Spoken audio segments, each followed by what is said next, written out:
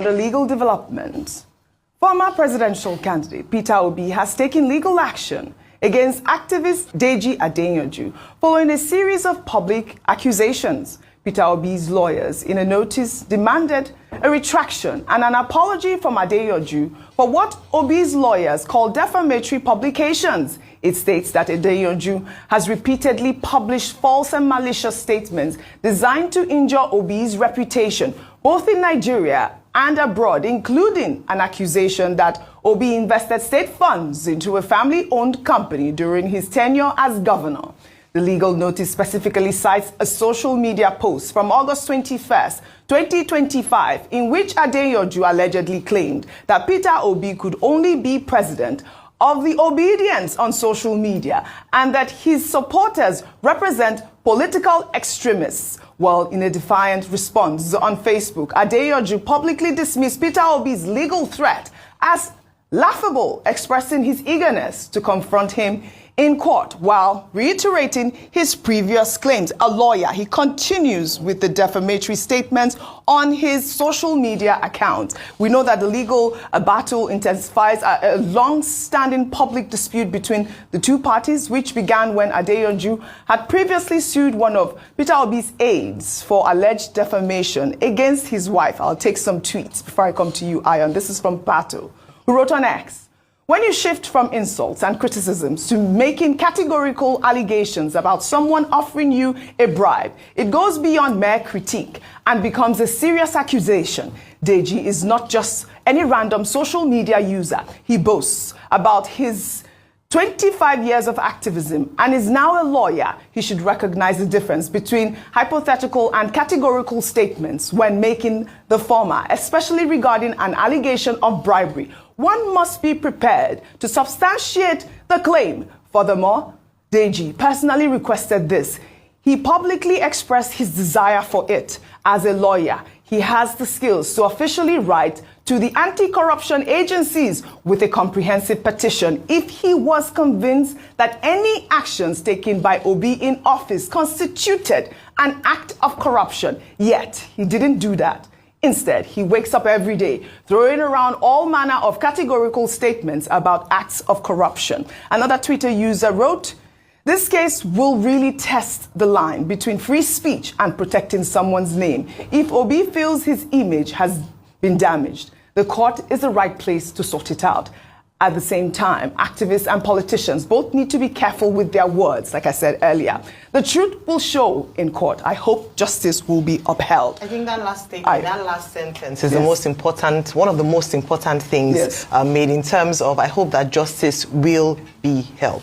And we've talked about the justice system in Nigeria. Sometimes it's said to favor a particular class to the other. But I want to hope and I believe, because we must uphold our institutions, that's the only recourse we have. Dr. Bati had mentioned earlier on that you cannot resort to self-help. You have to approach the court. So we hope that the court will follow due process and really be the bastion of justice. But let me talk about this case. And I think it's important that Mr. Peter Obi has taken this step.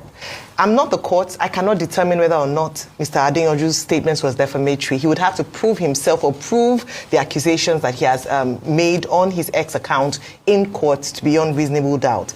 But we have had so many instances where, whether it be activists or surrogates or people who have been paid by a political party or a person, a political figure, come out to make spurious statements online defaming individuals or personalities. And usually people will just say, turn the other cheek, this is politics, you know how it is, anything happens, people can say what they like. But after a while, it is important to actually make an example of certain people when they make careless statements or put out careless thoughts like this out there. We might think it's an innocent, it's political jabs, but Mr. Adedaji is an influential figure. And there are many gullible people who would go online and read certain things and accept it as the word. It is important when you make statements like this to be able to back it up with proof and not just come out because you have a computer and you have access to the internet to make statements. It's not just Adedaji who does this. A number of people, faceless, just come out and make many kinds of statements. I believe that if indeed he's able to go to court and is unable to prove this statement, and he's made an example, perhaps he will teach a lesson to a lot of people who come out and just take on a figure and spew words, spew lies, talk about things, and expect that in the spirit of magnanimity, you would overlook it and just move on to the next. I hope to see the end of this case, and if found guilty, I hope Adedaji faces the law. If he's not found guilty, then Mr. Peter Obi owes the people an explanation and an apology. The truth about the thing with this Obi thing is, see, Ayo, with due respect, this one lawsuit will not change anything. You know what they always hide under? The fact that the procedure to prove a case of defamation is very long. And when you take somebody to court, the onus, pretty much will fall on you. So it's a very long-ended process. And they act on that to do it. But you see, I'm not surprised. You have a lot of government officials, people that have been paid with our taxpayers' money, also defaming people's spokesmen. Yeah.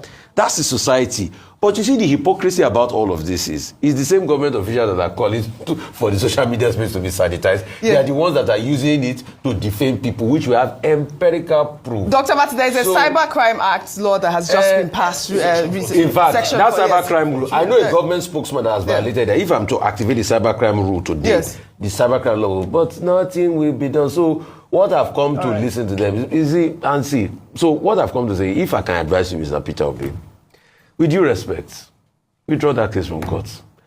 Do not give anybody any chance to look very influential more than they are, because it's a waste of your time. Don't glorify them. Wait, Ayo. As of today, Deji Adeyanju is on channel. He went on channels to talk about that in this morning. So don't glorify these people. Just ignore. It's public space. They will say things against you. If you can't stand it, you don't get litigation. Mr. Peter Obi, why withdraw that case? They will say things against you. You just let it go. All right. That's your thoughts. Principles must be properly stated. Section 39 of the 1999 Constitution guarantees the freedom of expression. But under our jurisprudence, it must be recognized that no right is absolute under the Constitution. The fact that you have the right to express yourself does not give you the right to defame people, because the other citizen has the right to the dignity of the human person under Section 33 of the same, Section 34 of the same Constitution. So he who alleges must prove. Must prove. All right. That's the basic principle. And Mr. Peter Obi going into politics does not mean that he has surrendered his right to the dignity of the human person. He has every right to go to court to challenge anybody who defames him. It's for that person to prove. The fact that you are a lawyer or that you are an activist does not grant you immunity. This is it. Section 308 of the 1999 Constitution is very specific about the persons who are entitled to immunity. And the Cybercrime Act that you refer to is controversial. They say police abuse it and all of that. But Section 14 of it is also clear. You cannot use electronic devices to defame people by hiding under anonymity. I think that we have to test our laws. This is it. With regard to defamation and to other laws, so that people do not think that they have absolute rights. Nobody has absolute rights. All right. The only defense that is available to you is justification, which is truth. The only defense also is absence of malice. All right. So we have to keep testing these laws. I love so that people don't just go on social media and talk about people, or they just carry microphone and they talk about people. We just need an example. Let me ask you a question. Yes. With the things they've said about you, how many have you tested? Well, no, that's why he's saying that. Please, let me ask him a question. We're not. How many have you tested? No. And why have you not tested it? We are not personalizing it. Yes. This is a basic principle of law. Dr. Abati. No. Well, that's your opinion. It is up to the person that has been defamed to say. It's not there's no compulsion in the Nigerian Constitution or any of our statutes. It's for you to decide that, okay, I want to fight this matter, and you pursue it. Well said. To say somebody should not defend his right, no, we shouldn't go that way. So it's about principle. Great. I like that point as well. We have to test the law. Let's head over